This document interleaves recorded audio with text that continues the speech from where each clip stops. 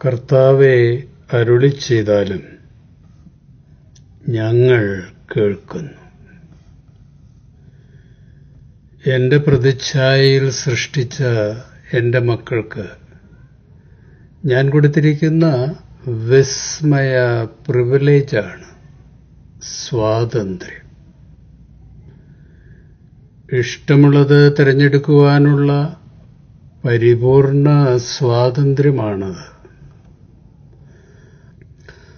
അതുകൊണ്ട് ജീവിതത്തിലെ തിരഞ്ഞെടുപ്പുകളിൽ മക്കൾ വളരെ സൂക്ഷിക്കണം. കർത്താവിൽ പൂർണ്ണ ഹൃദയത്തോടെ വിശ്വാസം അർപ്പിക്കുക. സ്വന്തം ബുദ്ധിയെ ആശ്രയിക്കരുത്. നിന്റെ എല്ലാ വഴികളിലും ദൈവ വിചാരത്തോടെ ആകട്ടെ. അവിടുന്ന് നിനക്ക് വഴി തെളിച്ചു തരും എന്ന ശലോമോന്റെ സദൃശവാക്യങ്ങളിലെ മുന്നറിയിപ്പ് എപ്പോഴും എൻ്റെ മക്കളുടെ ഓർമ്മയിൽ ഉണ്ടായിരിക്കണം. ലക്ഷ്യമില്ലാതെ അനുസരണമില്ലാതെ അലയുന്ന നിന്റെ മനസ്സിനെ എൻ്റെ സാന്നിധ്യത്തിലേക്ക് സ്നേഹപൂർവം വീണ്ടും വീണ്ടും കൂട്ടിക്കൊണ്ടുവരണം. മനസ്സ് എന്നിൽ ഉറപ്പിക്കുമ്പോൾ ആകാംക്ഷയും ഭയവുമൊക്കെ ശാന്തമാകും. ഉപാധികളില്ലാത്ത എൻ്റെ സ്നേഹം നിന്നിലെ നിഷേധ ചിന്തകളെ അനുകൂല ചിന്തകളാക്കി രൂപാന്തരപ്പെടുത്തും.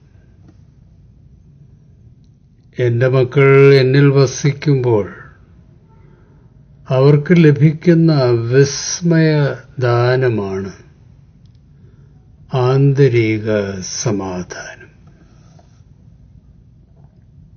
കുഞ്ഞേ, എൻ്റെ സമാധാനം നിന്റെ ചിന്തകളുടെയും വികാരങ്ങളുടെയും മേലുള്ള ജഡീക ബന്ധനങ്ങൾ നീക്കും. അലയടിക്കുന്ന ആന്തരിക വികാര തിരമാലകളെ ഞാൻ ശാന്തമാക്കും. നീ എന്നിൽ ശ്രദ്ധ വയ്ക്കുമ്പോൾ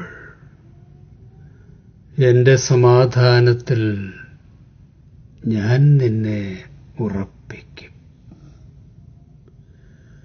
വലിയ വലിയ വില കൊടുത്തും സാഹസിക യജ്ഞങ്ങൾ നടത്തിയും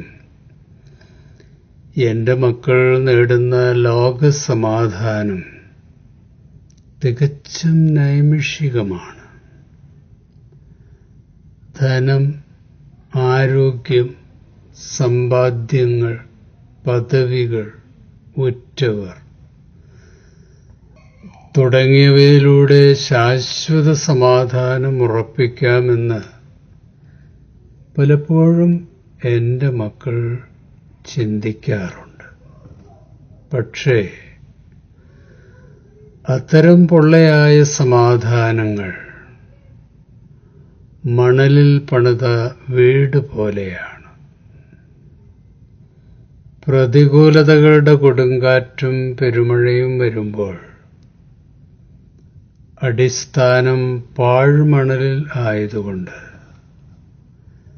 തകർന്നു പോകും, താളടിയായി വീണുപോകും.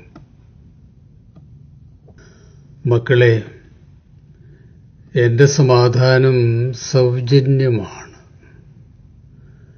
ലോകം തരുന്ന സമാധാനത്തിൽ നിന്നും തികച്ചും വ്യത്യസ്തമാണ്. ആത്മശരീര മനസ്സുകളിൽ ശാന്തിയും സാന്ത്വനവും പകരുന്നതാണ്. എൻ്റെ അടുക്കൽ വരുന്ന എൻ്റെ മക്കളുടെ ഹൃദയത്തിൽ ഞാൻ എൻ്റെ സമാധാനം കൊണ്ട് നിറയ്ക്കും. ജീവിത പ്രതിസന്ധികളുടെ തിരമാലകളിൽ അവർ ആടി ഉലയാതെ ശക്തരായി അജയ്യരായി മുന്നേറും. യെശയ്യാ പ്രവചനം 26-3 അങ്ങയിൽ ഹൃദയമുറപ്പിച്ചിരിക്കുന്നവരെ അവിടുന്ന് സമാധാനത്തിന്റെ തികവിൽ സംരക്ഷിക്കുന്നു. എന്തെന്നാൽ അവർ അങ്ങയിൽ ആശ്രയിക്കുന്നു. ഈ തിരുവചനങ്ങളാൽ ദൈവം നമുക്ക് ശാന്തിയും സമാധാനവും സുരക്ഷിത ബോധവും നൽകട്ടെ.